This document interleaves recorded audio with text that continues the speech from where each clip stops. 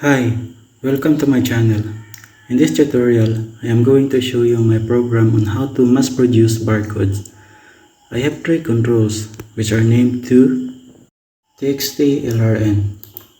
This is where I write codes for my barcode. Next control is save. This button creates lrn barcode. Next control is txt name. This will be the file name of the created barcode. And last control that I have within read txt, which will allow the program to read multiple lines from the notepad.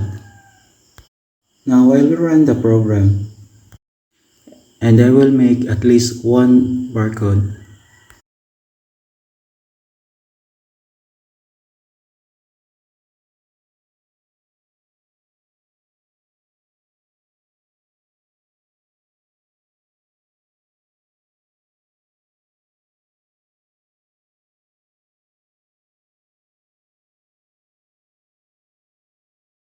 This is done.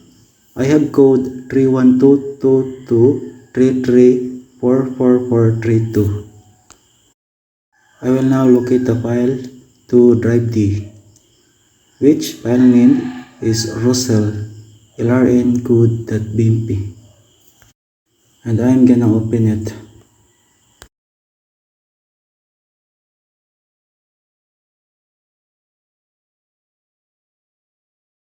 As you see, the barcode just recently created.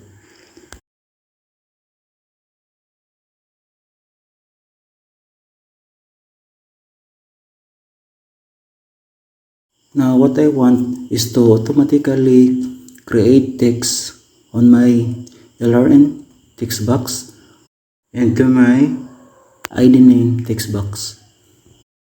I want to have program that automatically click create LRN barcode button. I am going to create a program that will mass produce barcode.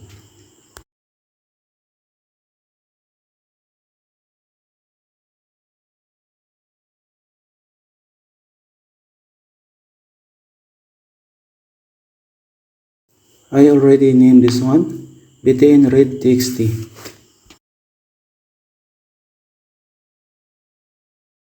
Go to text and type read notepad.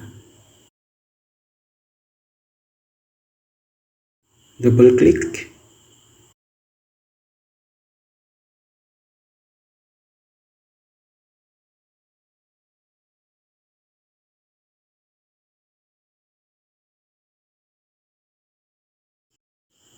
Stream reader is inherited from text reader that provides method to read a character, block, line, or all contents. I will declare a variable line as string and the result also.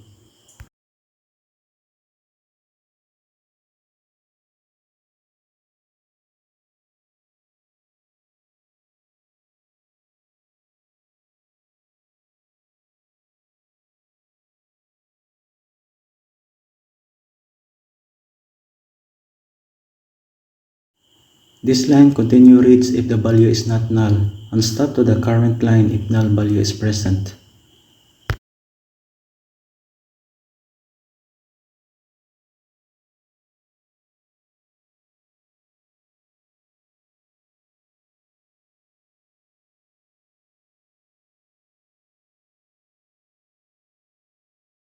Next, it reads blank character as another index.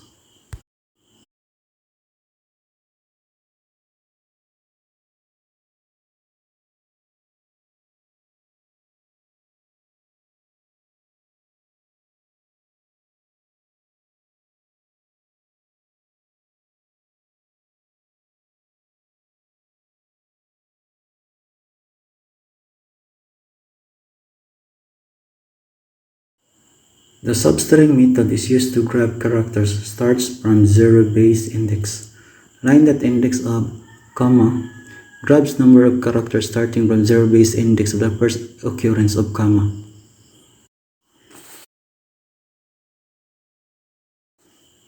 This line writes the specified string value, followed by the current line terminator to the standard output string.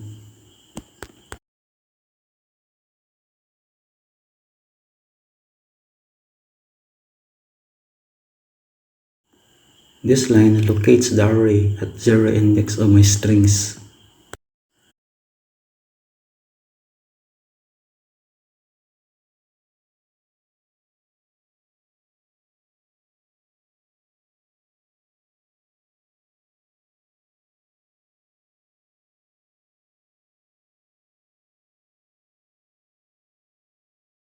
This substring comprises of 12 array length with 0 to 11 indices.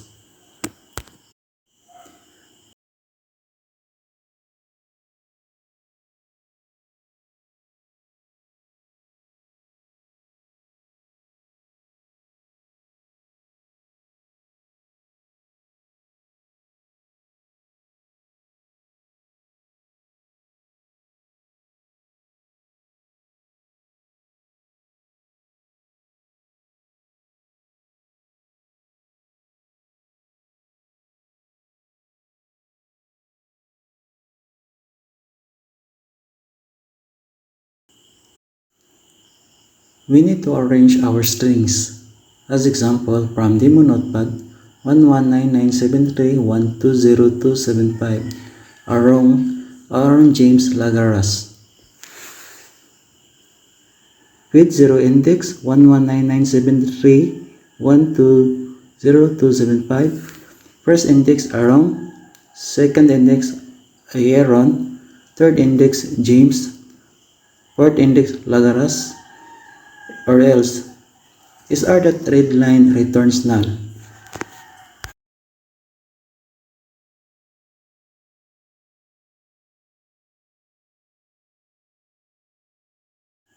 Save button generates barcode as program underlies on it.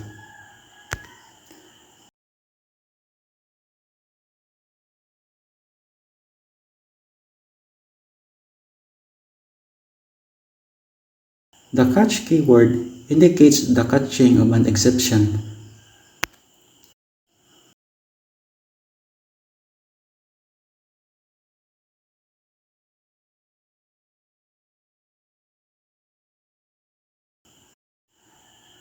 To print a message to the console, we use the writeLine method of the console class.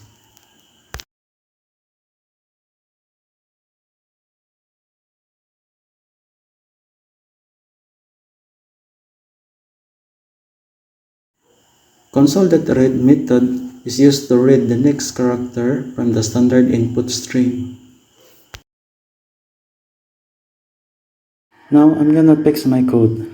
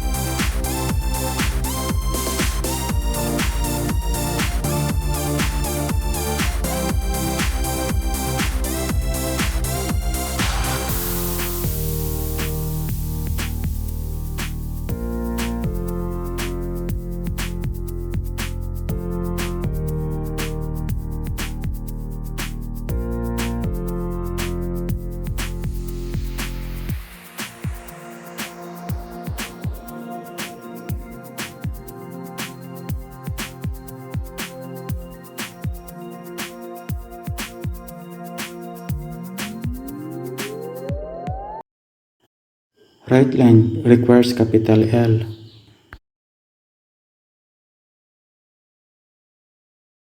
And also the readline. Run it. I want to put data from my notepad in here.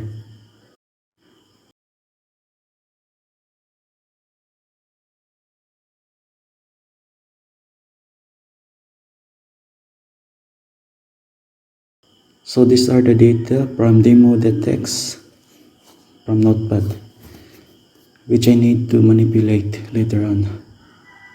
Let's start. Now let's see the result.